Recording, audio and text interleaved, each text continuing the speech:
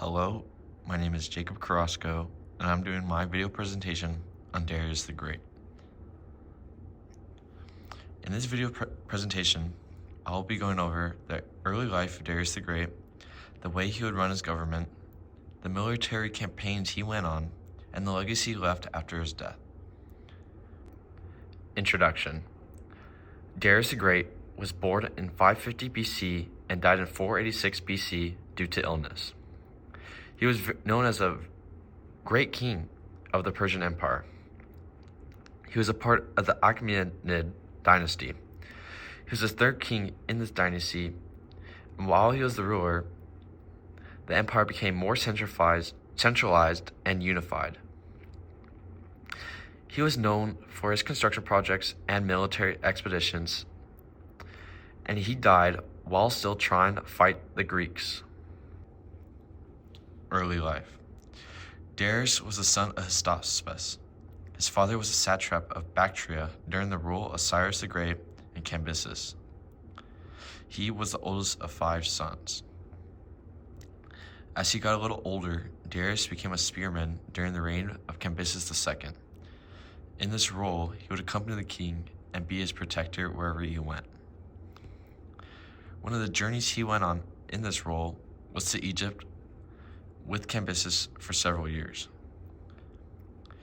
In a dream, Cyrus II had suspected that one day Darius would begin plotting against the throne to achieve power. As previously mentioned, Darius would go on journeys with the king, and one of these journeys was with Cambyses to Egypt. While Cambyses was away, he appointed his brother to be king and take care of the kingdom, but this plan did not come to fruition. The Padezites took over and created a false king that was supposed to be his brother. After several months, Cambyses returned and saw that his brother was not king. He could no longer receive the throne. After he returned, he's believed to have gone insane and had a fight with his brother. This ultimately killed his brother. Following this fight with his brother, it is said that Cambyses suffered a leg wound that became infected and was what led to his death. With the false king still ruling over the kingdom, Darius teamed up with a group of conspirators that would kill this false king. These were 6 nobles that would become very important later on. Darius would kill the false king Gamada, and no one was able to take the throne after him. This is when the first oligarchy was formed, but Darius kept pushing for a monarchy. The 6 nobles would eventually succumb to Darius' plan and find a way for them to become a king. Only 5 of them really wanted to become a king, and they had a little competition to figure out who would be put into this role. Their competition was each one would be sitting on a horse during sunrise, and whoever's horse would neigh first would ultimately be given the title of king. Darius found a little loophole through this and found a way for his horse to neigh manually. Going back to what Cyrus II had said involving his dream about Darius, it said that the false king plan was an elaborate plan just to give Darius power. After Darius became king, multiple revolts broke out, but he was able to contain them and stayed in his role as king. Government. As king, the Persian Empire had seen many improvements under Darius. He created new laws based off the Babylonian Hammurabi. These laws were in place even after Darius' death and even still exist in some countries today.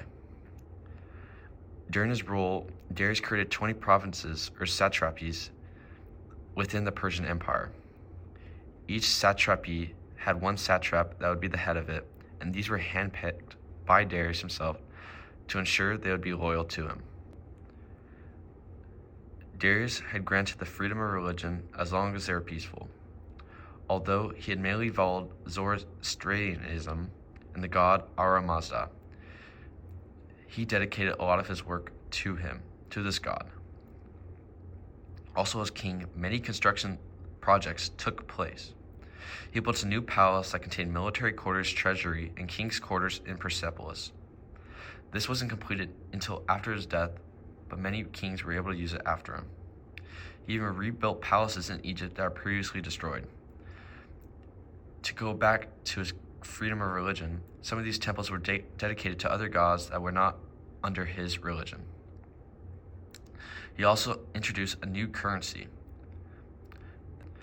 This was a coin system that made it easier to collect taxes and trade. There would be different forms of this coin in silver and gold. Only the king was able to give out gold coins. Military campaigns. During his reign as king, Darius went on many different military expeditions. The first one he went on was to go capture parts of Egypt. These parts had been previously captured by the old king Cambyses, and went on to just go back and conquer the land that he once had. There are also parts of India that Darius had also taken. Parts of this Indian land became the 20th satrapy of the Persian Empire. He had also conquered parts of the Indus Valley, which became key in trading. Another major military campaign was when Darius went to go on to conquer the lands of the Scythians. There's unsure motive why he went on to conquer these lands, but it was to scare the Greeks into surrendering and so Darius could take their land. There was a large fight between the Scythians and the Persians. Ultimately, the Persians were able to come up on top.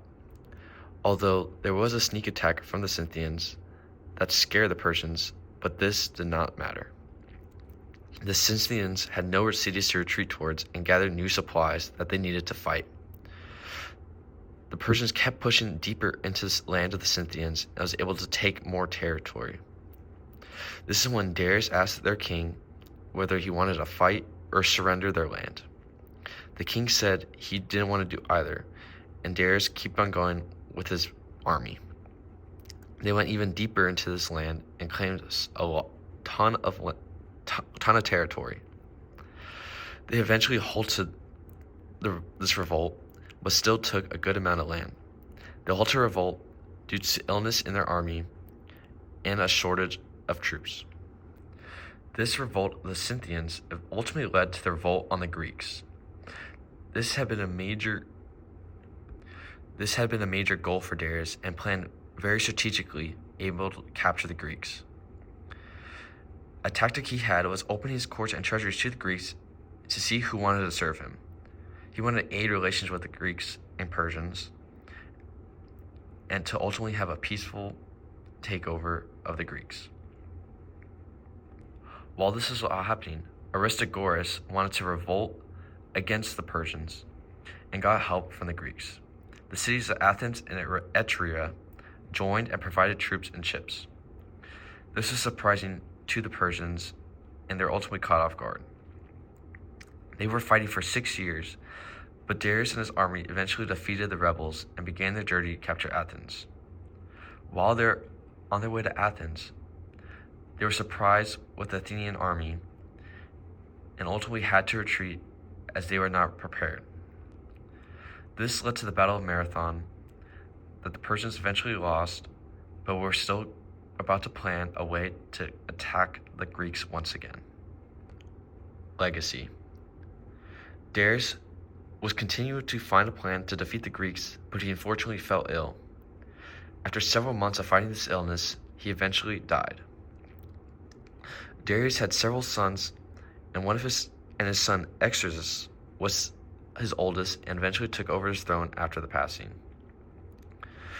Darius' legacy still lives on today. He expanded the Persian Empire very vast with all his military campaigns. He also created laws that still exist in Iranian law today. His body was placed in a tomb and is nearby Persepolis. Here are the 3 sources I used to complete this video presentation. One is Wikipedia, the second is Britannica, and the last one is World History Encyclopedia.